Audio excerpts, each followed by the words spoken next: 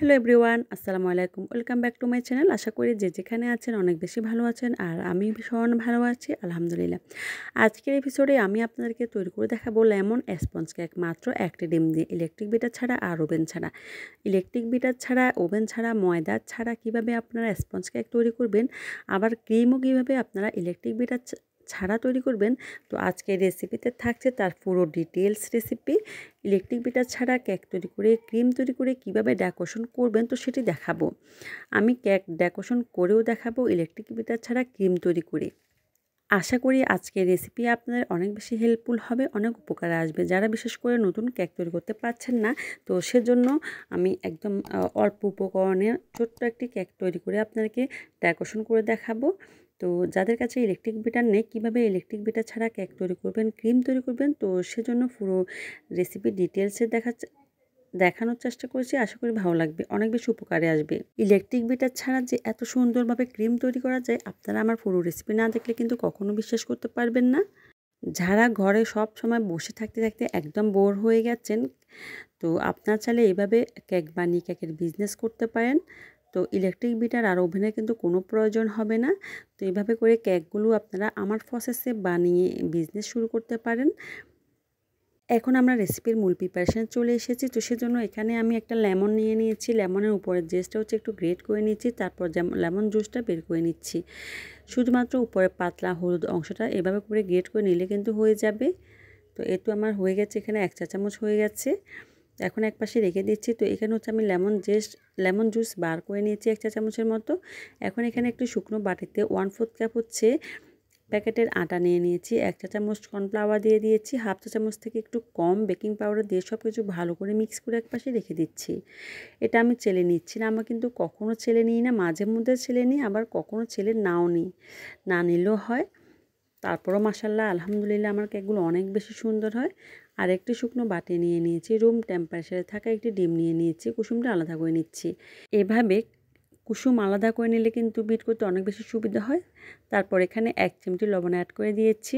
এখন একটা উইক্সের সাহায্যে এভাবে কিছুক্ষণ ফেটিয়ে নিচ্ছি। কিছুক্ষণ ফেটানোর পর তারপর এভাবে করে বিট করছি, যেভাবে আমরা ডাল কুটি সাধারণত সেভাবে একটু বিট করে নিচ্ছি। তো এইভাবে সামান্য একটু বিট করতে একদম ফোম হয়ে যাবে। এই যে অনেকটা ফোম হয়ে গেছে। এখন এখানে আমি মেজারমেন্ট কাপের 1/4 কাপ হচ্ছে চিনি অ্যাড করে দিচ্ছি। এত দ্রুত এত সুন্দর ফোম হয়ে গেছে, দেখতে পাচ্ছেন। আমি একটু কাছ থেকে আপনাকে দেখানোর চেষ্টা করছি কতটা ফোম হয়ে গেছে। তো কেক বানাতে ডিম ফোম করতে কিন্তু ইলেকট্রিক বিটার কোনো প্রয়োজন নেই। আশা করি আপনারা সেটা দেখেই বুঝতে পারছেন।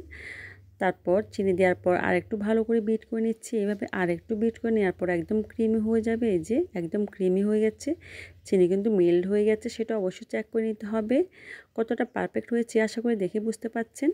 তো 2 মিনিটের বেশি সময় কিন্তু লাগে না, জাস্ট বিট করতে 2 মিনিট সময় লাগবে।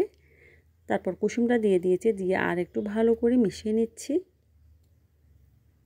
কতটা পারফেক্ট হয়েছে দেখতে পাচ্ছেন। তারপর 1 টেবিল চামচ সয়াবিন তেল দিয়ে দিয়েছি। তো এই সয়াবিন তেলটা দিলেও চলবে, না দিলেও চলবে, কোনো সমস্যা নেই, আপনারা চাইলে স্কিপ করতে পারেন। তো মিশিয়ে নেওয়া হয়ে যাচ্ছে। এখন হচ্ছে লেমন জেস্টগুলো দিয়ে দিচ্ছি, দিয়ে আলতো হাতে মিশিয়ে নিচ্ছি। আর লেমন জুস দিয়ে দিচ্ছি 1 চা চামচ, দিয়ে আলতো হাতে ভালো করে মিশিয়ে নিচ্ছি। এই লেমন কেকটা খেতে যে এত বেশি মজা হয়, এটা হচ্ছে ন্যাচারাল লেমন স্পঞ্জ কেক। এটা খেতে ভীষণ ভালো লাগে আর কি, অনেক ফ্লেভারফুল হয়। তো মেশানোর পর হচ্ছে শুকনো উপকরণ থেকে কিছুটা দিয়ে দিয়েছি। আমি কিন্তু সব সময় সব ধরনের কেকের রেসিপি হচ্ছে এই যে প্যাকেটের আটা দিয়েই করে দেখাই আর কি। এখানে আপনারা চাইলে ময়দা অ্যাড করতে পারেন, তবে প্যাকেটের আটা দিয়ে যে এত সুন্দর স্পঞ্জ কেক হয় আপনারা দেখলেই বিশ্বাস করতে পারবেন। তো প্রথম পর্যায়ে শুকনো উপকরণ দিয়ে খুবই আলতো হাতে শুধুমাত্র একদিক থেকে ফোল্ডিং মেথডে এভাবে ফোল্ড করে করে মিশিয়ে নিয়েছি। আর একটু শুকনো উপকরণ দিয়ে দিচ্ছি। তারপর এখানে আমার মনে হচ্ছে যে 1 টেবিল চামচ পানি লাগবে, তো সেজন্য আমি 1 টেবিল চামচ পানি এখানে ইউজ করেছি, দিয়ে আলতো হাতে মিশিয়ে নিচ্ছি। তো এইটুকু শুকনো উপকরণ এখানে আমি 2 থেকে 3 বারে অ্যাড করেছি। তো এ তো আমাদের মিক্স করে নেওয়া হয়ে যাচ্ছে। তো যখন কোনো গুটি গুটি দলা দলা অংশ থাকবে না, শুকনো উপকরণের কোনো অংশ থাকবে না, তখন বুঝতে হবে যে মিশিয়ে নেওয়া হয়ে গেছে। এখন বাটিটা ক্লিন করে উল্টিয়ে পাল্টিয়ে নিচ্ছি, আর ব্যাটারের কনসিস্টেন্সি আপনাদেরকে একটু দেখিয়ে দিচ্ছি। তো এখানে হচ্ছে আমি 4 ইঞ্চি সাইজের একটি কেকের মোল্ড নিয়ে নিয়েছি, নিচে সাধারণ একটা কাগজ কেটে বেঁচে দিয়েছি। আমি কিন্তু কখনো স্পঞ্জ কেক তৈরি করার ক্ষেত্রে কিন্তু মোল্ডের নিচে এবং সাইডে কিন্তু তেল ব্রাশ করি না। তো সবগুলো ব্যাটার এইভাবে করে প্রত্যেকটা কোণায় কোণায় দিয়ে দিচ্ছি। তো দিয়ে দেওয়া হয়ে গেলে কয়েকবার এইভাবে করে ট্যাপ করে নিচ্ছি। আজকে হচ্ছে এই কেকটাকে আমি চুলায় বেক করে আপনাদেরকে দেখাবো। তো সেজন্য চুলায় একটি প্যান বসিয়ে আমি 5 মিনিটের জন্য প্রিহিট করে নিয়েছি। নিচে কাগজ আর স্ট্যান্ড বসিয়ে দিয়েছি। এখন কেকের মোল্ড বসিয়ে দিচ্ছি। তো আমি কিন্তু সিলভারের প্যান আর সিলভারের ঢাকনা এখানে ইউজ করছি, এতে করে কেকের উপরে খুব সুন্দর কালার কিন্তু চলে আসবে। তো কিছুক্ষণ পর দেখুন সুন্দরভাবে কিন্তু হালকা একটু কালার চলে এসেছে, এখনও কিন্তু হয়নি, কেকটা কিন্তু ফুলে গেছে। আমি আর একটু ঢেকে দিচ্ছি। তো চুলার আঁচটাকে কিন্তু আমি লো আঁচে রেখেছি। তো এই তো আর কিছুক্ষণ মাশাআল্লাহ দেখুন কেকের মধ্যে সুন্দর কালার চলে এসেছে, কেকটা কিন্তু হয়ে যাচ্ছে, হাতের সাথে কিন্তু কিছু লেগে আসছে না। চেক করে আমি চুলা থেকে নামিয়ে নিয়েছি, আর নিচের কাগজগুলো একটু কিন্তু পুড়ে যায়নি, দেখতে পাচ্ছেন। তো কেকটা যখন ঠান্ডা হয়ে গেছে আমি মোল্ড আউট করে নিয়েছি। এই তো কেকের নিচের কালারটা কত সুন্দর এসেছে, একদম মনে হচ্ছে যেন আমি ওভেনে বেক করেছি। আর খুবই সফট হয়েছে, একদম তুলোর মতো নরম যাকে বলে আর কি, একটু কিন্তু পুড়ে যায়নি। তো এত সফট হয়েছে, এই যে কত সফট হয়েছে, আশা করি আপনারা সেটা দেখে বুঝতে পারছেন আর আমাকে বলে দিতে হবে না। তো একটা ব্রেড নাইফের সাহায্যে এই কেকটাকে আমি 3টি ভাগে স্লাইস করে নিচ্ছি আর কি, 3টি স্লাইস করে নিচ্ছি। তো কেকের ভিতরের অংশটা কতটা সুন্দর হয়েছে একটু আমি আপনাকে একটু দেখাচ্ছি, দেখুন কত বেশি সুন্দর হয়েছে, আশা করি সেটা দেখে বুঝতে পারছেন। আমি 3টি স্লাইস করে কেটে নিয়েছি। এত সুন্দর, এত স্পঞ্জি যে হয়েছে, একদম তুলোর মতো। পুরো কেকটাকে আপনি হাত দিয়ে একদম ছোটো করে ফেলতে পারবেন, এরকমই হয়েছে। এই যে দেখানোর চেষ্টা করছি আমি আপনাদেরকে। এখন হচ্ছে কেকগুলোকে একপাশে রেখে দিচ্ছি। তো এখানে আমি ক্রিম নিয়ে নিয়েছি, মেজারমেন্ট কাপের 1/3 কাপ ক্রিম নিয়ে এইভাবে করে আমি হচ্ছে একটু বিট করে নিচ্ছি। আমি হচ্ছে ডিপ ফ্রিজ থেকে ক্রিমগুলোকে ট্রপিক্যাল হুইপ ক্রিম নিয়ে রেখে দিয়েছি। তারপর যখন মেল্ট হয়ে গেছে 1/3 কাপ নিয়ে নিয়েছি, নিয়ে এখন হচ্ছে এভাবে করে আমি হ্যান্ড উইক্স দিয়ে বিট করে নিচ্ছি। তো এভাবে সামান্য একটু বিট করলে একটু ফোম হয়ে যাবে। এই যে দেখতে পাচ্ছেন নিশ্চয়ই, আগে থেকে অনেকটা কিন্তু ফোম হয়ে যাচ্ছে, খুব সহজে হয়ে যায়। তো এখান থেকে 1/3 কাপ নিয়ে আরগুলো হচ্ছে আমি আবার প্যাকেট সহ ডিপ ফ্রিজে রেখে দিয়েছি। তো এভাবে সামান্য একটু বিট করতে একদম এই যে একদম ফোমি হয়ে যাচ্ছে, ক্রিমটা কিন্তু অনেকটা স্টিপ হয়ে যাচ্ছে। আমি আরেকটু বিট করে নিচ্ছি, এভাবে করে বারবার আর কি স্প্যাচুলার সাহায্যে হচ্ছে ক্রিমগুলো, সাইডের ক্রিমগুলো মাঝখানে এনে এনে দিতে হবে। এই তো কতটা পারফেক্ট হয়েছে আশা করি দেখে বুঝতে পারছেন। যখন একদম টাইট টাইট মনে হবে, আপনি আর ঘোরাতে পারছেন না, তখন বুঝতে হবে যে ক্রিম ভালোভাবে স্টিপ করে নেওয়া হয়ে যাচ্ছে। ক্রিমটা ফাইনালি রেডি হয়ে গেছে। এই ক্রিম দিয়ে হচ্ছে আমি আজকের এই কেকটাকে হচ্ছে ডেকোরেশন করে নেব। তো যাদের কাছে হচ্ছে ইলেকট্রিক বিটার নেই, আপনারা শখ আছে কিন্তু সাধ্য নেই, ইলেকট্রিক বিটার নেই, কেক তৈরি করতে পারছেন না, তাহলে আপনারা ইলেকট্রিক বিটার ছাড়া এইভাবে করে কেক তৈরি করে সেটা কিন্তু আবার ডেকোরেশন করতে পারবেন। তো আপনাদের সুবিধার জন্য আমি এই সহজ রেসিপি শেয়ার করেছি, আশা করি আপনাদের ভালো লাগবে। এখন হচ্ছে কেকটাকে ডেকোরেশন করে নেওয়ার পালা। তো সেজন্য কেকের একটি বোর্ড নিয়ে নিয়েছি, নিচে একটু ক্রিম দিয়ে দিয়েছি, তারপর কেকের একটি স্লাইস বসিয়ে দিয়েছি। এখন হচ্ছে এখানে আমি মিল্ক সিরাপ দিয়ে দিচ্ছি। কেকের বোর্ডের উপরে ক্রিম দেওয়ার একটা রিজনটা হচ্ছে যে কেকটা যেন নাড়াচাড়া না করে। যদি আপনি কেকটাকে ডেলিভারি দিতে যান, তাহলে যদি নাড়াচাড়া করে তাহলে কিন্তু কেকটা নষ্ট হয়ে যাবে। যেহেতু নাড়াচাড়া না করতে পারে, তো সেজন্য হচ্ছে বোর্ডের নিচে উপরে আর কি একটু ক্রিম এইভাবে করে লাগিয়ে দিতে হবে। তারপর কেকটাকে চেপে চেপে সেট করে দিতে হবে। তারপর ক্রিম দিয়ে দিচ্ছি। সুগার সিরাপ না দিয়ে যদি এইভাবে করে আপনারা মিল্ক সিরাপ দেন, তাহলে এই কেকটি খেতে এত বেশি মজা হবে যে একদম মুখে লেগে থাকবে, সারা জীবনের জন্য মুখে লেগে থাকবে। তারপর ক্রিম দিয়ে দিচ্ছি। তবে এই হোমমেড কেকগুলো খাওয়ার মজাই কিন্তু আলাদা, অন্যরকম একটা মজা হয়। যদি এইভাবে আপনি একবার বানিয়ে সেল করতে পারেন, যে খাবে তো সে আপনার সারা জীবনের জন্য প্রশংসা করবে। তারপর একটু ক্রিম দিয়ে দিয়েছি, এভাবে করে স্প্রেড করে দিচ্ছি। তারপর একদম নিচের কেকের যে স্লাইসটি আছে সেটা সবার উপরে দিয়ে দিয়েছি। তো এতে করে কেকটা কিন্তু ফিনিশিং করতে খুব দ্রুত ফিনিশিং চলে আসবে, একদম স্মুথ হবে আর কি ফিনিশিংটা। একটু বেশি পরিমাণে হচ্ছে মিল্ক সিরাপ দিতে হবে, তাহলে কিন্তু খেতে খুবই ভালো লাগবে।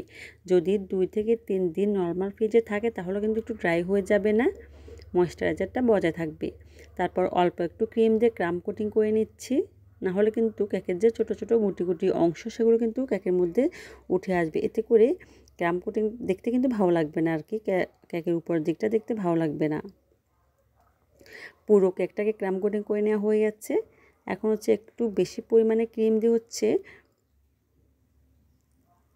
কাভার করে দিচ্ছি ফুল ফিনিশিং দেওয়ার জন্য। আমি একটি ডিম দিয়ে এই কেকটাকে তৈরি করেছি। তারপর দেখুন মাশাআল্লাহ কত বড় একটা সাইজের কেক হয়ে গেছে। যারা কেক তৈরিতে একেবারে নতুন, বারবার কেক তৈরিতে ব্যর্থ হচ্ছেন, আপনারা চাইলে এভাবে কম খরচ করে আর কি কম উপকরণ দিয়ে ছোট ছোট কেকগুলো বানাতে পারেন। এভাবে ছোট ছোট কেকগুলো বানাতে বানাতে আস্তে আস্তে বড় কেকগুলো কিন্তু খুব ইজিলি বানাতে পারবেন।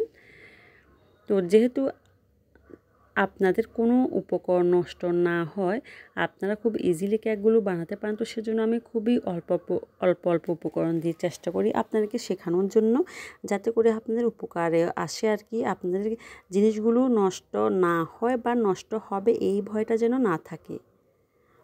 তো ভালো করে ক্রিম দিয়ে কাভার করার পর আমি একটু ফিনিশিং দিয়ে দিচ্ছি। এভাবে করে এক টান দিলে কিন্তু সহজে ফিনিশিংটা চলে আসবে। আর একটু বেশি পরিমাণে ক্রিম দিয়ে যদি আপনি কাভার করেন তাহলে খুব ইজিলি কিন্তু ফিনিশিং চলে আসে। তো উপরে হচ্ছে এই পাশ থেকে ও পাশে এভাবে টান দিয়ে নিয়ে আসলে কিন্তু ফিনিশিং চলে আসবে। আর যতবার এভাবে টান দিবেন ততবার হচ্ছে এই যে প্লেট নাইফটা একটু মুছে নেবেন, তাহলে ফিনিশিংটা সুন্দর হবে। যারা হচ্ছে কেক তৈরিতে একেবারে নতুন, তো ফিনিশিং দিতে গেলে তাদের একটু সময় লেগে যেতে পারে আর কি, একটু হিবিজিবি লাগতে পারে। যখন আস্তে আস্তে কয়েকটা কেক বানাবেন তখন অটোমেটিকলি কিন্তু আপনারা ফিনিশিং খুব ভালো করে দিতে পারবেন। তো শিখে যাবেন আর কি, যত বেশি প্র্যাকটিস করবেন তত বেশি কিন্তু আপনার হাতে চলে আসবে। তো ভালো করে বোটাকে ক্লিন করে নিয়েছি। এখন হচ্ছে এখানে একটা এক্সট্রা নজলের সাহায্যে হচ্ছে এভাবে করে আমি ডিজাইন দিয়ে দিচ্ছি। তো ডিজাইনটা হচ্ছে আপনার দেখে আপনাদেরকে বুঝে নিতে হবে আর কি, এখানে কিন্তু বলে দেওয়ার কিন্তু কিছুই নেই। আমি চেষ্টা করছি একটু সুন্দরভাবে কিন্তু কেকটাকে ডেকোরেশন করে নেওয়ার জন্য। তো এই ডিজাইনটা হচ্ছে এখন ভাইরাল আর কি, এখন ট্রেন্ডিংয়ে চলছে। তো চেষ্টা করছি ওইভাবে করে কেকটাকে ডেকোরেশন করার জন্য। আমি আমার সাধ্যমতো চেষ্টা করছি এই কেকটাকে ভালো করে ডেকোরেশন করার জন্য। তো কতটুকু পেরেছি আপনারা দেখে বুঝে নিন। তো একটা কেক ডেকোরেশন করতে কিন্তু অনেক বেশি সময় লেগে যায় আর কি। তো মাথা খাটিয়ে খাটিয়ে কিন্তু ডেকোরেশনটা করতে হয়, অনেক বেশি সময় লাগে। যখন আপনারা কেক তৈরি করবেন আর কি, তখন এটা আপনারা রিয়েলাইজ করতে পারবেন যে একটা কেক তৈরি করতে কতটা সময় লেগে যায়। তো একটা কেক তৈরি করতে কিন্তু অনেক কিছু কিন্তু আপনাকে আপনারা ধুতে হয় আর কি, অনেক কিছু কিন্তু ময়লা হয়। তো যখন আপনারা তৈরি করবেন সেটা তখনই বুঝতে পারবেন। তো এই কেকটা হচ্ছে এখন আমার রেডি হয়ে গেছে। আমি গোল্ডেন লিপ দিয়ে দিয়েছি, গোল্ডেন সুইট বল দিয়ে দিয়েছি কেকটাকে আরেকটু দেখা সৌন্দর্যের জন্য। তো আজকের মতো এখানে বিদায় নিয়ে নিচ্ছি। সবাই ভালো থাকবেন, সুস্থ থাকবেন, সবার জন্য দোয়া করবেন, সবাই নিরাপদে থাকবেন। তো আমার চ্যানেলটিকে সাবস্ক্রাইব করবেন, লাইক কমেন্ট করে আমাকে অবশ্যই উৎসাহিত করবেন। কেকের রেসিপি আপনার কেমন লেগেছে অবশ্যই জানাবেন। আজকের মতো বিদায়, আসসালামু আলাইকুম, আল্লাহ হাফেজ।